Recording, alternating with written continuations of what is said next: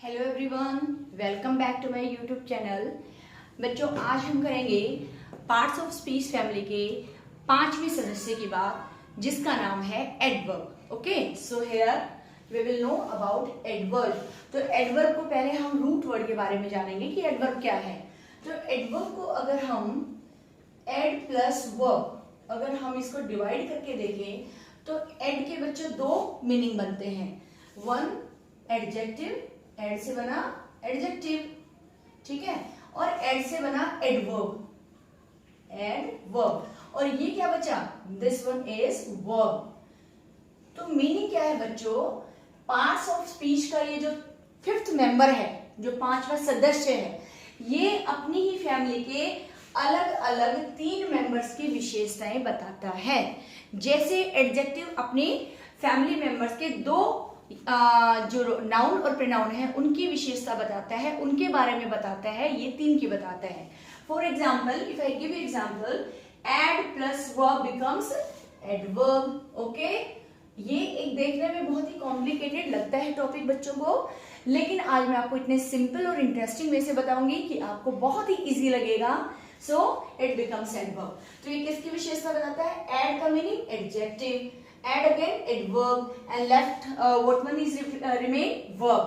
तो ये adjective की विशेषता बताता है, adverb की बताता है और खुद मतलब verb की बताता है, ठीक है। फॉर एग्जाम्पल, अगर मैं यहाँ पे लिखूं Ram is a brave boy, okay, one sentence लिखा। Another, Ram is a very honest boy। Clear? One more sentence I am writing over here, the horse runs fast।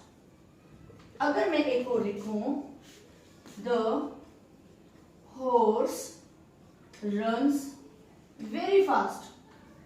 अब देखो, बहुत ही अच्छे तरीके से आपको ये समझ में आने वाला है। फर्स्ट सेंटेंस जो है, Ram is a brave boy. Ram क्या है, नाउन या सब्जेक्ट, इज हेल्पिंग वर्ब हो गया, या यहाँ पे हम इसको एज अ मेन वर्ब भी लेंगे। हमने वर्ब्स का टॉपिक किया था, मैंने बताया था कि जब सेंटेंस में ये जो प्राइमरी वर्ब है ये अकेली आती तो it becomes main verb. Okay, but हम बात कर रहे हैं यहाँ पे ब्रेव। ब्रेव क्या है, एडजेक्टिव। क्यों है ये एडजेक्टिव, क्योंकि जो बॉय नाउन है ये कॉमन नाउन है। तो ये ब्रेव किसकी विशेषता बता रहा है, वो कैसा बच्चा है, ब्रेव है, तो ये एडजेक्टिव हो गया। तो पहले तो आइडेंटिफाई करेंगे हम एडजेक्टिव क्या है। तो you must have known what do you mean by adjective. Okay, तो यहाँ पे ब्रेव क्या हो गया बच्चों, ये एडजेक्टिव है, क्योंकि जो एडजेक्टिव है वो नाउन की विशेषता बता रहा है। Now come to the second sentence, Ram is a very honest boy. हमने सेम रखा है, लेकिन यहाँ पे ऑनेस्ट या ब्रेव भी लगा सकते हो आप, ऐसी कोई बात नहीं है, इसको आप ब्रेव भी कर सकते हो, ईमानदार है या बहादुर है। लेकिन हमने ब्रेव या ऑनेस्ट के आगे क्या यूज किया है, वेरी। तो ये वेरी क्या है, इसको फाइंड आउट करते हैं। हमने इसके बारे में पता लगाया था, ऑनेस्ट या ब्रेव क्या बनेगा बच्चों, ये बनेगा एडजेक्टिव। क्या बना, sorry, this one is adjective. Okay, क्योंकि बच्चा कैसा है, बहादुर है या ईमानदार है, कितना ईमानदार है, हाउ मच, या कितना वो है। तो इसका क्वेश्चन क्या रेज हुआ, हाउ मच, कितना है। तो ये जो है इसका जो भी आंसर होगा वो बनेगा एडवर्ब। तो वो कह रहे हैं कि बहुत ज्यादा। तो यहाँ पे ये किसके लिए आया है, ऑनेस्ट जो है वो तो इसके लिए आया है, बॉय के लिए। लेकिन वेरी किसको कनेक्ट कर, इसको, ऑनेस्ट को, यानी वो ईमानदार है। तो अगर हम ये क्वेश्चन रेज करें कितना ईमानदार है, तो हमने कहा इसका आंसर है वेरी। तो मीनिंग ये जो वेरी है ये ऑनेस्ट यानी एडजेक्टिव की विशेषता को और उसको मीन्स एक्सप्लेन कर रहा है, डिटेल बता रहा है। तो जो एडवर्ब यानी जो एडजेक्टिव की विशेषता बताए वो क्या कहलाता है, एडवर्ब। तो यहाँ पे वेरी क्या हो गया बच्चों, एडवर्ब हो गया। समझ आ गया, ये क्या था, एडजेक्टिव है। क्लियर, क्योंकि बॉय क्या है, नाउन, नाउन की विशेषता ऑनेस्ट या ब्रेव होगी, तो ये बन गया एडजेक्टिव। लेकिन कितना ईमानदार या कितना बहादुर है वो किसने बोला, वेरी। वेरी का मतलब क्या हो गया, काफी, मतलब ज्यादा ऑनेस्ट है। तो ये जो वेरी वर्ड है, ये जो शब्द है, ये बना एडवर्ब, क्योंकि ये इस एडजेक्टिव की विशेषता बता रहा है। आई think you must have got my point. देखो मैंने यहाँ बोला था एडवर्ब एडजेक्टिव की विशेषता बताता है, तो here we have done this one. Now come to the third sentence, the horse runs fast, घोड़ा तेज दौड़ता है। द हॉर्स क्या हो गया, ये नाउन हो गया, सब्जेक्ट हो गया, ये क्या हो गया, वर्ब, और इसको हमें फाइंड आउट करना है, ठीक है। घोड़ा दौड़ता है, कैसे जो दौड़ता है, तेज। तो ये जो फास्ट है ये क्या है, किसकी विशेषता बता रहा है, रन। रन क्या है, ये वर्ब है, और जो वर्ब की विशेषता बताया बच्चों वो मैंने क्या बोला था आपको, वो बनेगा एडवर्ब। तो यहाँ पे फास्ट क्या हो गया, एडवर्ब। क्लियर। तो यहाँ पे एडवर्ब ने क्या बताया, वर्ब की विशेषता बताया। नाउ ये बचा, दो की विशेषता बताई, एडजेक्टिव एंड वर्ब। अब फिर देखते हैं, द हॉर्स रन्स फास्ट। देखो लीव दिस वर्ब, हॉर्स बन गया नाउन, रन का हमें पहले ही पता था वर्ब, और फास्ट को हमने फाइंड आउट किया, क्या था, एडवर्ब। एडवर्ब था ना, तो ये हो गया एडवर्ब। अब कौन सा रह गया हमारा, एडवर्ब की खुद अपनी भी विशेषता बताता है ये। घोड़ा तेज दौड़ता है, अब दौड़ता है, ये रन जो है वर्ब, इसकी किसने, कितना, कैसे दौड़ता है, हाउ फास्ट। अब उसमें भी हम ये कहें कि कितना फास्ट, बहुत ज्यादा फास्ट। तो यानी एडवर्ब ने खुद अपनी ही विशेषता बता दी कि उसमें भी बहुत तेज दौड़ता है या कम दौड़ता है ना। रन्स वेरी फास्ट, तो ये वेरी यहाँ पे क्या हो गया, ये खुद एक एडवर्ब हो गया, क्योंकि अपनी खुद की ही विशेषता ये यहाँ पर बता रहा है। अब देखो एक चीज और आप देख सकते हो, यहाँ पे भी वेरी जो था वो एडजेक्टिव को कर रहा है, एडवर्ब बन गया, ये भी यहाँ क्या बन गया, एडवर्ब बन गया। तो आई थिंक आपको ये पता चल गया होगा कि एडवर्ब क्या है। Adverb is the word that tells something, yeah, that adds to the meaning of adjective, adverb and verb. Clear? And I think ये जो मैंने 4-5 आपको examples दिए हैं, completely you must have got the clear idea what do we mean by adverb. Clear? Okay. Now I will come to the kinds of adverbs. अब adverbs की definition हमें पता चला कि एडवर्ब किसे कहते हैं। ये बहुत इंपॉर्टेंट है बच्चों ये जानना, क्योंकि यहीं पे बच्चे कंफ्यूज होते हैं। अगर हम इस तरह से अलग अलग पार्ट्स ऑफ स्पीच को एक सेंटेंस में आइडेंटिफाई कर सकते हैं, then we will face no problem, हमें कोई भी प्रॉब्लम नहीं आएगी। तो एडवर्ब के बाद हम क्या जानेंगे कि इसके और कितने छोटे छोटे भाई बहन या वो जो है। तो यहाँ पे मैं लिख रही हूँ काइंड्स ऑफ एडवर्ब। एडवर्ब का हमें पता चला, लेकिन एडवर्ब कितने तरह की होती हैं, मेन हम इसको 3 कैटेगरीज में डिवाइड करेंगे। क्लियर। तो फर्स्ट वन जो होगा, we will talk about that one, simple adverb. तो पहली टाइप की एडवर्ब क्या होती है, सिंपल एडवर्ब। ये याद रखनी है बच्चों, सिंपल एडवर्ब। ओके। सेकंड जो है वो आ जाएगी हमारी रिलेटिव। रिलेट का बेटा जहां भी आपको ये वर्ड्स का मीनिंग समझ में आना चाहिए, उस मीनिंग के अकॉर्डिंग ही हर कोई काम करता है। तो ये क्या हो गया, रिलेटिव एडवर्ब, यानी वो एडवर्ब जो रिलेट करती है। ठीक है। थर्ड हो गया interrogative. Interrogative as we know the meaning to raise question. तो इंटेरोगेटिव एडवर्ब हमेशा जो हमारा जो टाइटल होता है ना, we must focus on that one कि व्हाट डज दिस मीन, ये इसका मीनिंग क्या है, what does it has इसका क्या मीनिंग है, और सिंपल वर्ब का क्या मीनिंग है, एडवर्ब का क्या मीनिंग है। तो सिंपल एडवर्ब की अगर हम बात करें तो it can be divided into 6 or 7 सब डिविजन्स। तो इसका फर्स्ट जो है बच्चों सिंपल एडवर्ब में आता है एडवर्ब ऑफ मैनर। मैनर का मीनिंग होता है हाउ, मीन्स कोई भी काम कैसे, हाउ मीन्स कैसे करते हैं, quickly, badly, happily, well etcetera, ये बहुत सारे मतलब means I do my work quickly, मैं अपना काम तेजी से करती हूँ। ठीक है। Badly, he behaves badly with everyone, हर एक के साथ बुरा व्यवहार करता है, badly. Happily, she danced happily yesterday, उसने कल बहुत ही खुशी से डांस किया। तो ये सारे क्या हैं, ये मैनर है, हाउ को बता रहे हैं। ये ध्यान रखना है बच्चों, मैनर का मीनिंग क्या है, टाइम का मीनिंग क्या है, डिग्री क्या क्या है। अकॉर्डिंगली ऑटोमेटिकली जब आप इन वर्ड्स के ऊपर फोकस करेंगे तो आपको बहुत ही इजीली समझ में आ जाएगा कि हम किस तरह के एडवर्ब की बात कर रहे हैं। फिर सेकंड नंबर आता है हमारा एडवर्ब ऑफ टाइम।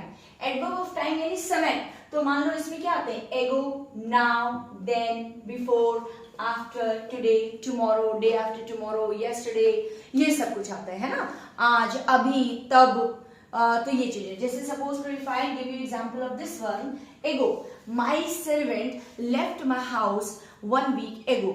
मेरे सर्वेंट जो है वो मेरे घर को 1 week एगो यानी पहले छोड़ गया। एगो and before means I have seen the Taj Mahal before, मैं ताजमहल को पहले ही देख चुका हूं, मेरे एक्सपीरियंस है। इसी तरह से now I am teaching adverb now, मैं अब एडवर्ब पढ़ा रही हूं, ठीक है। इसी तरह से देन यू डिड नॉट से दिस देन, तुमने ये बात उस समय नहीं कही, उस समय देन। और इसी तरह से आफ्टर है, today I have done lots of work या I have done lots of work today, ये आगे भी आ सकता है, सेंटेंस के पीछे भी आ सकता है। I will go to Delhi tomorrow, मैं दिल्ली जाऊंगा, कब, टुमारो। तो जाऊंगा मीन्स उसको बता रहे, ये सारे क्या है, this all are called adverbs of time. Now come to the third, adverb of degree. Degree का मीनिंग क्या होता है बच्चों, हाउ मच, मतलब यहाँ पे डिग्री वो नहीं है जो कंपैरेटिव डिग्री जो हमने उसमें किया था एडजेक्टिव में कि पॉजिटिव डिग्री है, कंपैरेटिव है, क्या है, उसकी बात नहीं कर रहे हम, यहाँ पर कर रहे हैं कितना, मतलब जैसे वेरी मच एक साथ नहीं है, मच अलग है, कितना, कितनी मात्रा में। इसी तरह से टू मीन्स भी, यानी इसका मीनिंग, टू का मीनिंग होता टू मच, काफी ज्यादा, इनफ पर्याप्त, लिटिल बहुत थोड़ा सा, ये सब किस में आते हैं, ये डिग्री में आते हैं। जैसे कि there is little water in the jug, पानी में जग में बहुत कम पानी है। इसी तरह इनफ और टू का मैं आपको थोड़ा सा अलग इसका एग्जांपल दूंगी, ये भी काफी इंपॉर्टेंट है, ठीक है। Means very much, he is too weak to walk, वो इतना बूढ़ा है कि वो चल नहीं सकता, इसका नेगेटिव में मीनिंग आता है। और means he strong enough to do this work, वो इतना स्ट्रॉन्ग है कि इस काम को कर सकता है, तो इनफ पॉजिटिव में आता है। I will give you some sentences in comparative form of too and enough. तो ये सब हमारे क्या है, डिग्री की बात करते हैं। अगर हम आए नेक्स्ट पे, फोर्थ पे, तो एडवर्ब ऑफ प्लेस। प्लेस का हमें पता है वेयर, कहाँ पे, है ना, तो कहाँ के जवाब क्या हो सकते हैं, वहां पे, यहाँ पे, ऊपर, नीचे, घर के अंदर, बाहर, ये सब क्या है, ये हम प्लेस की बात करते हैं। देयर वहां पर, हेयर यहाँ पर, इन अंदर, आउट बाहर, फार दूर, नियर पास, ये सब क्या प्लेस की बात कर रहे हैं, क्लियर। इसी तरह से फ्रीक्वेंसी की अगर हम नेक्स्ट की बात करें, दैट इज फ्रीक्वेंसी। फ्रीक्वेंसी होता है नंबर, टाइम, कितने नंबर ऑफ टाइम, कितनी बार हमने ये काम किया। तो हमने एक बार किया, वंस, ट्वाइस, थ्राइस, एक बार, दो बार, तीन बार।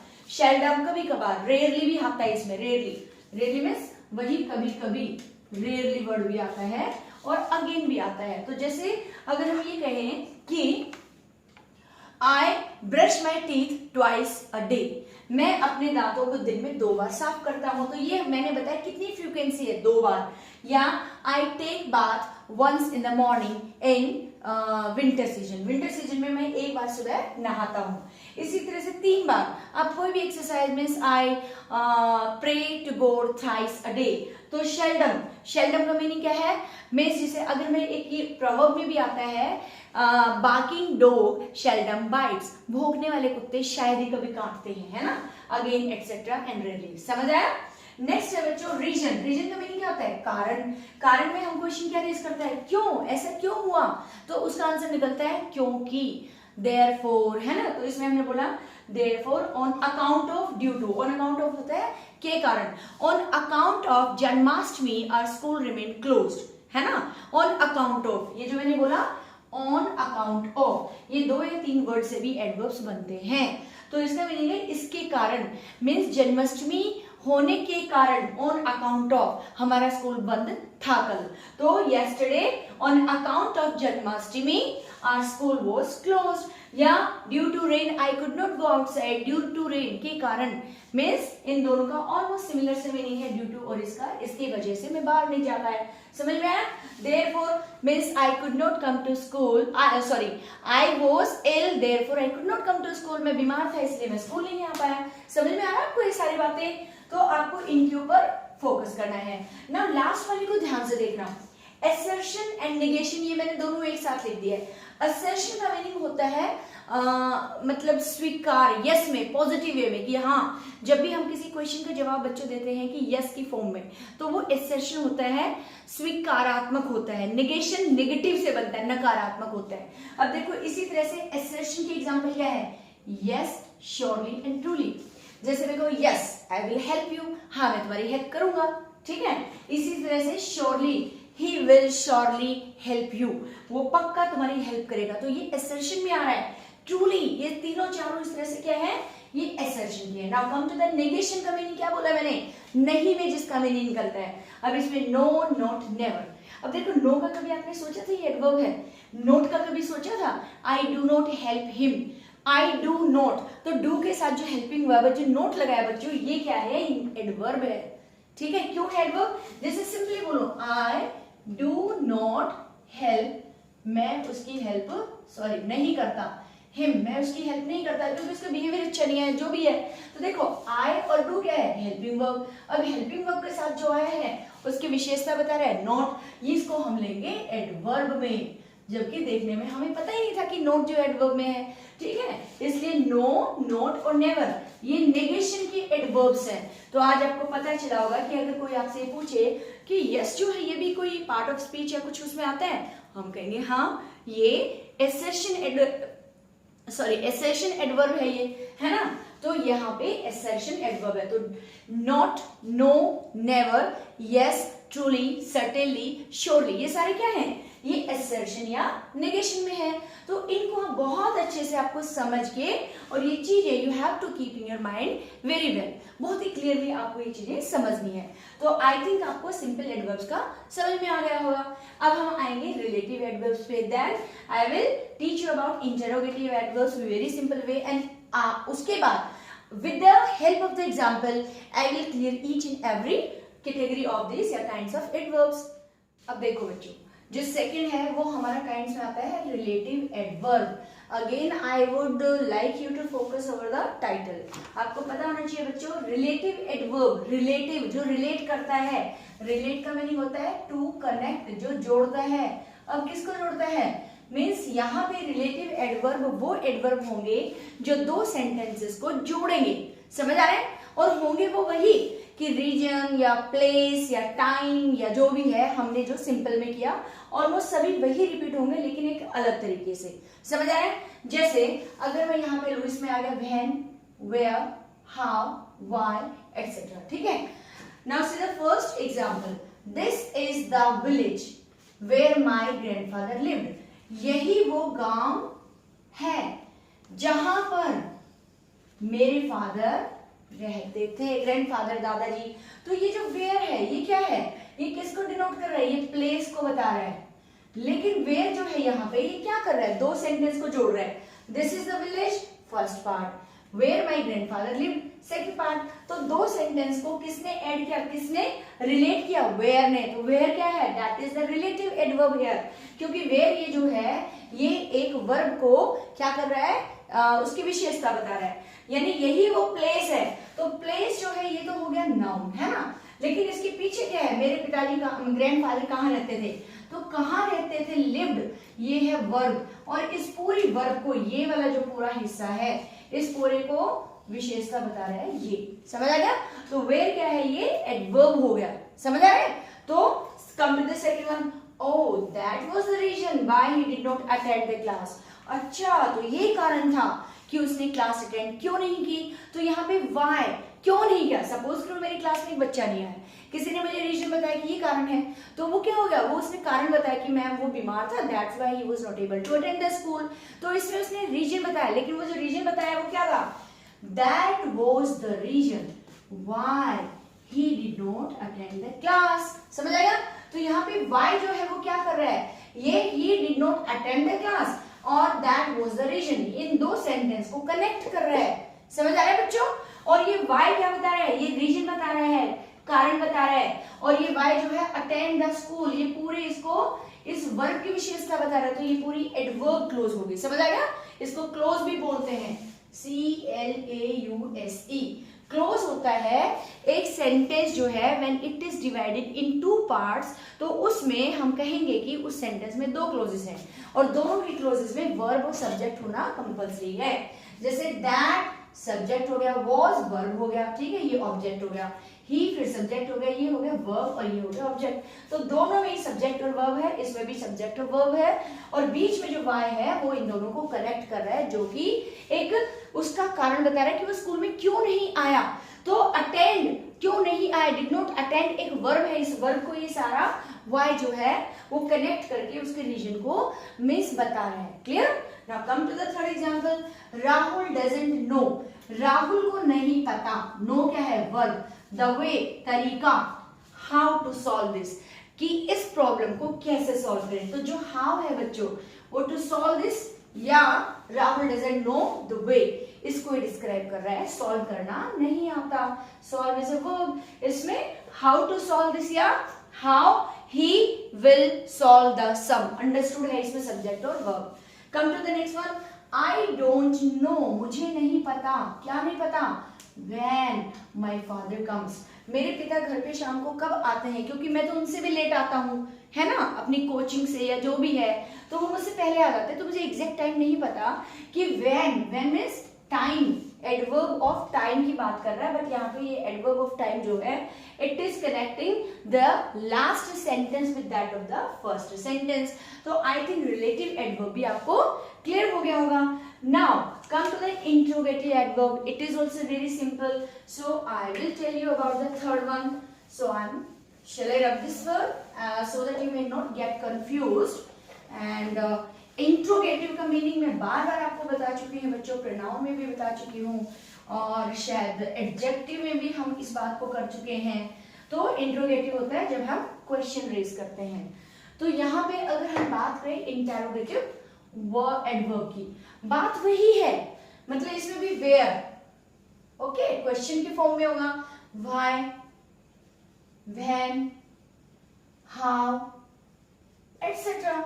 ये सिर्फ क्वेश्चन रेज करेगा, सिंपल क्वेश्चन रेज करेगा. अगर मैं लिखूं यहां पे वेयर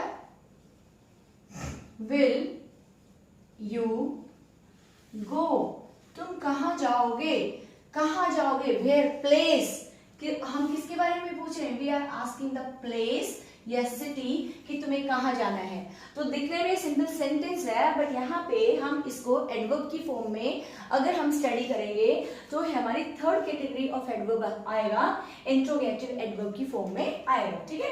तो वेयर विल यू गो, तुम कहां जाओगे. इसके आगे हम ये भी लगा सकते हैं, where will you go tomorrow, तुम कल कहां जाओगे.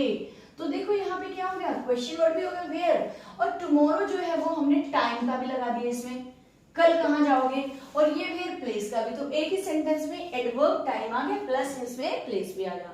Now come to the why. तो यहाँ पे हम कहेंगे why did you scold, scold होता है डांटना, द चाइल्ड, तुमने बच्चे को क्यों डांटा. हम उसको कारण पूछ रहे हैं लेकिन क्वेश्चन रेज कर रहे हैं. तो यहाँ पे व्हाई जो है ये भी क्या हो गया, इंट्रोगेटिव एडवर्ब. समझ आ रहा है बच्चों. सेम वही व्हेन, वेयर, हाउ, ये सब कुछ इसी हर एक में आ रहा है तीनों में, बट एक अलग फंक्शन के तौर पे आ रहा है. Are you getting my point? Okay. Now come to the next one. When. When क्या है, अगेन टाइम की बात कर रहा है ना. अगर मैं पूछूं when will he come to home, वो घर पर कब आएगा. तो मैंने पूछा किस टाइम आएगा, at what time, eight 8 o'clock और सम अदर टाइम, कौन से टाइम आएगा. तो व्हेन जो है वो घर पर कब आएगा.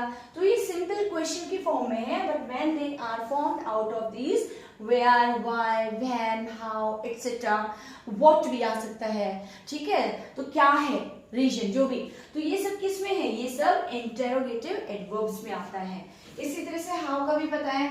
How do you dare to oppose me, तुम्हारी हिम्मत कैसे हुई मेरी अपोज, मुझे विरोध करने का. तो हाउ, तो ये हो गया हमारा इंटेरोगेटिव एडवर्ब्स. तो इस तरह से हमने क्या किया, काइंड ऑफ एडवर्ब्स में 3 kinds of adverbs are there. First में simple adverbs we did, then we came to the relative adverbs. Now this one is the third one. और उसमें जो थे 7 to 8 parts थे, that I have told you already. तो ये हमारा पूरा सिनेरियो था adverbs का. Now I will clarify the whole thing by giving you example. और इसके बाद जो हमारा इसी एडवर्ब का जो सेकंड पार्ट है वो है फॉर्मेशन ऑफ एडवर्ब्स. हाँ बच्चों, जैसे हमने वर्ड फॉर्मेशन की बात की थी, ऐसे ही हम एडवर्ब को कैसे बनाते हैं, एक शब्द से क्या ऐड करके, वो हम अब इस वाले सेशन में करेंगे. अगर हम फॉर्मेशन ऑफ एडवर्ब्स की बात करें तो एडवर्ब कैसे बनाए जाते हैं, तो इसको हम 3-4 मेथड्स हैं जैसे फर्स्ट में मैंने लिखा है बाय एडिंग एल वाई अगर हम सफिक्स जोड़ देते हैं तो किस में, चाहे तो नाउन में ऐड करते हैं या एडजेक्टिव में ऐड करते हैं या प्रेपोजिशन किसी में भी, तो वो एल वाई जब हम ऐड करते हैं तो वो बन जाता है एडवर्ब। जैसे आर क्या है, आर घंटा है ना, टाइम है ये, तो आर जो है वो एक नाउन है। इस नाउन में अगर हम जोड़ दें क्या, एल वाई, तो क्या बन जाएगा आरली, ठीक है ना, घंटे के हिसाब से। इसी तरह से वीक क्या है, ये भी नाउन है, सप्ताह तो वीकली, यानी आई गो टू टेम्पल वीकली, है ना, वीकली जाता हूं मैं। इसी तरह से आप मंथली ले सकते हो, मंथ के आगे हमने एल वाई लगाया तो मंथली बन गया। इसी तरह से टाइम के आगे हमने, टाइम क्या है, ये भी नाउन है, टाइमली लगा दिया, एटसेट्रा। तो ये क्या, एल वाई ऐड करके भी हम फॉर्मेशन ऑफ एडवर्ब्स, नाउन या किसी उसके आगे हम क्या लगा सकते हैं, एल वाई जोड़ के हम उसको एडवर्ब बना सकते हैं। और वैसे भी एक ये उसका मेन एडवर्ब का जो है एक बहुत ही कॉमन सा, ये आपको याद रख सकते हो कि जिस भी नाउन या उसके नीचे एल वाई होता है ज्यादातर जनरली वो हमारा क्या होता है, एडवर्ब होता है। नाउ सेकंड जो टाइप है, कैसे बना सकते हैं, बाय एडिंग प्रेपोजिशन। जो हमारे नाउन है या जो भी है उनके आगे प्रेपोजिशन लगा के, जैसे प्रेपोजिशन क्या होते हैं, इन, आउट, टू, ऑन, एक्सेट्रा, ये प्रेपोजिशन है। अब देखो डे के आगे हमने क्या लगाया, टू लगा दे हमने, टू क्या है, प्रेपोजिशन, फिर हम क्या लिया है, डे, क्या बना, टुडे बन गया। तो यानी डे के आगे टू लगाया, प्रेपोजिशन ऐड किया, इट बिकम्स एडवर्ब। इसी तरह से डीड है, डीड का मतलब होता है काम, कोई भी कार्य, लेकिन इसके आगे मैंने लगा दिया इन, तो ये बन गया इंडीड। वास्तव में इन ऐड किया ना हमने, इन इज व्हाट, ये प्रेपोजिशन है। इसी तरह से बच्चों नाइट है तो सेम हम टू नाइट, आज की रात, है ना, बन गया ना ये टू नाइट क्या है, आज की रात, ये एडवर्ब ऑफ टाइम में आते हैं सारे। इसी तरह से हेयर, हेयर विद, हेयर के साथ हम हेयर विद, इसके साथ, तो हमने विद ऐड कर दिया, विद क्या है, ये एक प्रेपोजिशन है। तो इस तरह से by adding preposition we can form adverbs. Now come to the third one, जो कि है by combining noun and adjectives, ठीक है। I should rub this one ताकि क्लियर कट आपको समझ में आए, बहुत ज्यादा क्राउडेड सा ना लगे। तो जो हमारा थर्ड है वो है by combining noun and adjective. अब देखो नाउन और एडजेक्टिव दोनों को जब कंबाइन कर देते हैं, दोनों को मिला देते हैं, तो वो भी क्या बन जाता है, एडवर्ब बन जाता है। अगर हम इसको लिए अदरवाइज, तो किससे बना, अदर प्लस वाइज, है ना। तो अदर जो है ये तो नाउन हो गया, है ना, नाउन या प्रोनाउन। वाइज क्या हो गया, बुद्धिमान, ये बन गया हमारा एडजेक्टिव। अगर इन दोनों को कंबाइन कर देते हैं, अदरवाइज, नहीं तो I will not become your friend, तो ये बन गया हमारा एडवर्ब।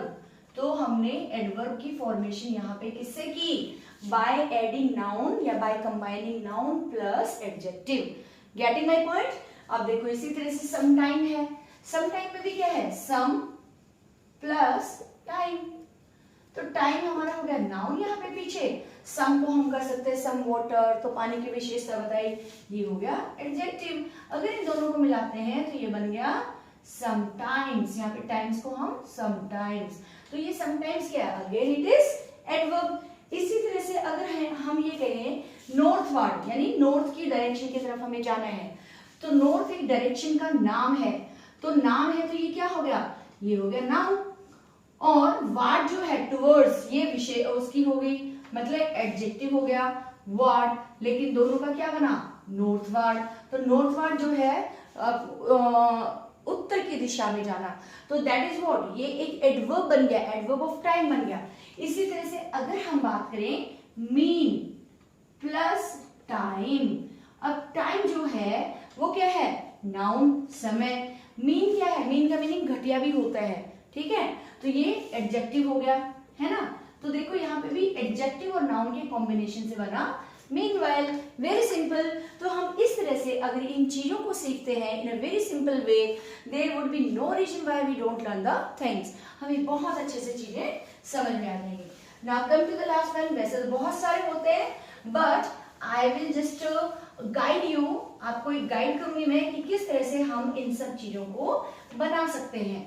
हमने वर्ड फॉर्मेशन में भी मैंने आपको कोशिश किया था कि आपको बताऊं कि नाउन से एडवर्ब कैसे बनाए, वर्ब कैसे बनाए, एडजेक्टिव कैसे बनाए। तो here I am telling you कि कैसे हम एडवर्ब बनाए नाउन से, या नाउन या एडजेक्टिव को कंबाइन करके, या एलवाई ऐड करके, या प्रेपोजिशन करके। लास्ट में क्या आ गया, बाय फॉर्मिंग नंबर्स। नंबर्स को कैसे फॉर्म करते हैं, एक हमारा अरेबिक होता है काउंटिंग 1 2 3 4 5 जो 1 2 3 हम बोलते हैं, तो ये हमारे इंडियन उसमें आता है। लेकिन वन से हम अगर बनाए वंस, एक बार की बात है, once a time, once upon a time, तो ये वंस क्या है, ये बन गया एडवर्ब। ध्यान से रखना है बच्चों, ये वन जो है ये नाउन की फॉर्म में आता है, ठीक है। फिर टू का क्या बन जाएगा, ट्वाइस। तो जो ये ट्वाइस है, दो बार, I brush my teeth twice a day, मैं दिन में 2 बार अपने दांत साफ करती हूँ, तो ट्वाइस अ डे है ना, इन the morning and at night. तो ये क्या हो गया, 1 से बना वंस, 2 से बना ट्वाइस, 3 से क्या बनेगा, वेरी गुड, आपके माइंड में आ रहा होगा, थ्राइस बना 3 बार। अब 4 का क्या करोगे, अब इसका थ्राइस या कुछ नहीं होगा, 4 फोल्ड या 4 टाइम्स, 4 बार, ठीक है ना, 4 फोल्ड, इसमें फोल्ड आ जाता है 4 बार, या 4 टाइम्स भी लिख सकते हैं, 5 टाइम्स, 4 टाइम्स। तो ये जो आ गया ना, ये हमारे एडवर्ब्स बन रहे हैं बच्चों। तो इस तरह से I think you are very clear about the formation of the adverb. Clear?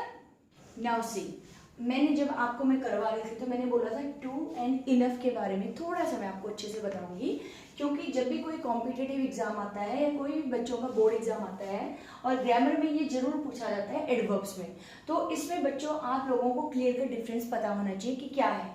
तो देखो, टू जो है इसको ठू बोलते हैं कुछ लोग, that is wrong pronunciation, it is also slightly pronounce like preposition to. ये टू क्या है, ये प्रेपोजिशन, और ये टू क्या है, ये एडवर्ब है, ठीक है। तो उसको ध्यान में रखना है, मतलब ये जो TO2 है that is also pronounce same as TOO2, दोनों को सेम प्रोनाउंस किया जाता है, यानी उनको बोला जाता है, तो दोनों को ही सेम बोला जाता है, but this one is preposition and this one is an adverb, ये पता होना चाहिए। तो चलो, टू का मीनिंग क्या है बच्चों, मोर देन इनफ, बहुत ज्यादा, जितना होना चाहिए ना उससे ज्यादा। और एक चीज और आपको ध्यान रखना है, two is always used in negative sense. ये जो टू है एडवर्ब, मतलब बहुत ज्यादा, ये नेगेटिव नकारात्मक उसमें ज्यादा यूज होता है, इसके साथ नोट नहीं लगा होता, लेकिन इसका मीनिंग जो है वो नोट में ही आता है। जैसे he is too weak to walk, तो टू क्या है, इतना वीक है, मोर देन इनफ, इतना ज्यादा कमजोर है टू वॉक। इस टू का मतलब बनेगा कि वो चल नहीं सकता, कि वह चल नहीं सकता। अब देखो, हमने यहाँ पे नोट नहीं लगाया, टू वॉक लिखा है, नहीं लिखा, लेकिन इसका मीनिंग बनेगा, क्योंकि ये नेगेटिव सेंस में यूज होता है। किस सेंस में होता है, it is always used in negative sense. तो नोट ना लगाने के बावजूद भी इसका मीनिंग जो है वो हमेशा नेगेटिव में लिखता है। ही इज टू वीक, ये जो भी एडजेक्टिव होता है उससे पहले आता है, लेकिन इनफ में जब जाएंगे ना हम, तो यहाँ पे एडजेक्टिव पहले आता है, ध्यान रखना है। तो क्या है, he is too weak to walk, वो इतना कमजोर है, टू वीक, इतना ज्यादा कमजोर है कि वो चल नहीं सकता। क्लियर? दूसरा है, Rohan is too dull to pass the exam या द क्लास। तो यानी रोहन इतना डल है, इतना मतलब कमजोर है पढ़ाई में कि वो पास नहीं हो सकता, टू पास। लेकिन यहाँ पे हमने क्या बोला है, he cannot pass the class, क्योंकि as I told you, to जो है it is always used in negative sense। तो this बच्चों आपको याद रखना है कि to हमेशा negative उसमें यूज होता है। Now come to the third sentence, you are too small, तुम इतने छोटे हो, to be a soldier, कि अभी तुम सैनिक के तौर पे भर्ती नहीं हो सकते, या for a soldier, either you can write down to be a soldier or for a soldier। You are too small for a soldier, अभी तुम सैनिक बनने के लिए बहुत छोटे हो, मीन्स तुम सैनिक नहीं बन सकते। समझ आ गया? तो ये था टू का। Now come to the next one, enough. Enough का मतलब हो गया काफी है, सफिशिएंट है ना। इनफ मीन्स सफिशिएंट, मतलब वो इतना सफिशिएंट, उसके अंदर जितना चाहिए रिक्वायर्ड है। तो यहाँ पे एक चीज आपको ध्यान से देखना है कि जो इनफ है जब वो सेंटेंस में यूज होता है तो वो बिफोर नाउन, अगर नाउन आता है तो नाउन से तो पहले यूज होता है, लेकिन आफ्टर एडजेक्टिव एंड एडवर्ब, अगर एडजेक्टिव आता है तो उसके बाद इनफ होता है, या एडवर्ब आता है उसके बाद। कैसे? He is strong enough to lift the box. अब स्ट्रॉन्ग क्या है? एडजेक्टिव है ना, और मैंने आपको बोला आफ्टर एडजेक्टिव, तो ये एडजेक्टिव है, एडजेक्टिव के बाद क्या है? इनफ, है ना। वो इतना तगड़ा है, स्ट्रॉन्ग है कि आसानी से इस बॉक्स को उठा लेगा। ये जो है ये हमेशा पॉजिटिव सेंस में यूज होता है, ये ध्यान रखना है बच्चों कि ये पॉजिटिव सेंस में यूज होता है, लेकिन टू नेगेटिव सेंस में यूज होता है।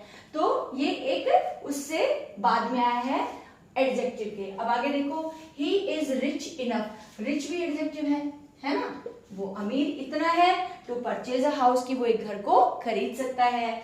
इसी तरह से मेहुल इज वेल इनफ, अब यहाँ पे देखो वेल इनफ, इसको आप एडजेक्टिव लगा सकते हो, उसके बाद है to do it himself. Mehul इतना सही है कि वो ये अपने आप कर सकता है, वेल का मीनिंग यहाँ पे इंटेलिजेंट से भी आ सकता है। क्लियर? तो ये मुझे आपको टू और इनफ के बारे में बताना था, जो कि दोनों ही क्या है? एडवर्ब हैं। Now come to the last segment of this adverb portion.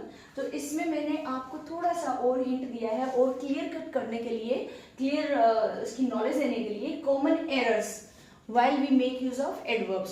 जब हम adverbs को यूज करते हैं तो हम बहुत मिस्टेक करते हैं, तो कॉमन मिस्टेक्स है। तो इसमें देखो मैंने कुछ एग्जाम्पल दिए हैं, बाकी आप खुद प्रैक्टिस कर सकते हैं कि कैसे आपको स्टडी करना है। I shall be very obliged to you, अब देखो इसमें क्या मिस्टेक है, दूसरी साइड है I shall be much obliged to you, very आना चाहिए, much ये ध्यान देना है। तो यहाँ पे ये वाले जितने भी सेंटेंस है ये है इनकरेक्ट, और this side all are correctly use. देखो अभी भी मैंने क्या बोला? करेक्टली, एल वाई वाले सारे एडवर्ब होते हैं। तो ये जो है वेरी, दिस इज रॉन्ग, और मच जो है दैट इज राइट। तो मच एडवर्ब है, हमें यहाँ पे वेरी भी एडवर्ब है, लेकिन ओबेलाइज्ड के साथ हमें मच यूज करना है। तो ये चीजें प्रैक्टिस से आएंगी। You have to practice a lot and go through all the sentences that comes in front of you so that you may get the clear idea. Come to the second, she comes here seldom, seldom कभी नहीं होता, कभी कभार। she comes here, वो आती है यहाँ कभी कभार। तो यहाँ पे देखो seldom का जो यूज है वो गलत है। seldom जो है वो वर्ब से पहले और नाउन के बाद आता है। तो some adverbs they come at the end of the sentence, but some comes in between and even some comes at the beginning। तो ये ध्यान रखना है। तो she seldom comes, seldom के बाद भी she के साथ s ही लगेगा, ध्यान रखना है। she always comes to me, always में भी एक ये भी एक सेंटेंस है, जैसे I यहाँ पे she लिखती हूँ, sorry, she always comes to school. अब इसमें पता है बच्चे क्या कंफ्यूज होते हैं बेटा, उनको लगता है कि ऑलवेज के बाद तो एस ऑलरेडी लगा हुआ है, तो फिर वो क्या करते हैं, कम के आगे नहीं लगाते। बट ऑलवेज तो एक एडवर्ब है, that is a different part of speech. तो यहाँ पे शी के साथ कम्स लगेगा, क्योंकि हम वर्ब की बात कर रहे हैं। तो she seldom comes here, this one is correct, but ये जो है इसका यूज यहाँ पे रॉन्ग है। I shall be back just now, हम कहते हैं ना मैं 1 मिनट में अभी आई, है ना, तो जस्ट नाउ का मतलब अभी अभी, तो वो गलत है। उसके बजाय हम कहेंगे presently, I shall be back presently, अभी जल्दी से मतलब विद इन सम सेकेंड्स में आती हूँ। तो प्रेजेंटली वर्ड हमें यूज करना चाहिए instead of making use of just now. Now this box is very heavy for you to lift, ये बक्सा बहुत भारी है तुम्हारे लिए उठाने के लिए। इसकी बजाय ये पूरा का पूरा सेंटेंस स्ट्रक्चर ही रॉन्ग है, यहाँ पे हमें टू लगाना है। This box is too heavy for you to lift, clear? तो this one is correct. Come to the last one, I only rest when I am tired, मैं केवल तभी रेस्ट करती हूँ, मैं केवल रेस्ट करती हूँ जब मैं थकी होती हूँ। ये सेंटेंस ओनली जो है, क्योंकि रेस्ट से पहले आया है तो इसके प्लेस जो है वो गलत, रोंगली इसको यूज किया है, तो यहाँ पे ओनली आएगा रेस्ट के बाद, वर्ब के बाद, ठीक है। आई रेस्ट ओनली व्हेन, मैं रेस्ट करती हूँ केवल तभी जब मैं थकी होती हूँ। तो बेटा इनका ये भी बहुत जरूरी है, सॉरी ये वर्ब है। ओनली व्हेन क्या हो गया, ओनली व्हेन जो है ये एडवर्ब हो गया। तो यहाँ पे ये वर्ब के बाद आएगा, क्योंकि जिसको क्वालिफाई करना है, जिसकी विशेषता बता रही है, वर्ब की विशेषता बता रहे हैं कब, ओनली तब। तो जिसकी विशेषता बताए तो उसके बाद ही लगेगा ना, पहले कैसे लगा सकते हैं, आई ओनली रेस्ट, तो किसको कर रही है, यहाँ पे क्लियर नहीं हो रहा है। तो ये चीजें जो है आपको ध्यान रखना है। Formation of adverbs, kinds of adverbs 3 तरह की हैं, फॉर्म कैसे करते हैं, उनमें कॉमन गलतियां हम क्या करते हैं, when we speak, when we write down, जब भी हम लिखते हैं, when we make use of adverbs, तो इसमें means a lot of practice is required. लेकिन मैं आपको एश्योर करती हूँ, if you keep practice then you will do all this things very well. और एडवर्ब जो एक टिपिकल सा लगता है बच्चों को, देखो मैंने आपको कितना इजी और इंटरेस्टिंग वे में करवाया है। तो I hope you guys will learn well, and if you have any doubt please drop the doubt in the comment section. Thank you बच्चों, and keep learning with Sumitra English Tutorial.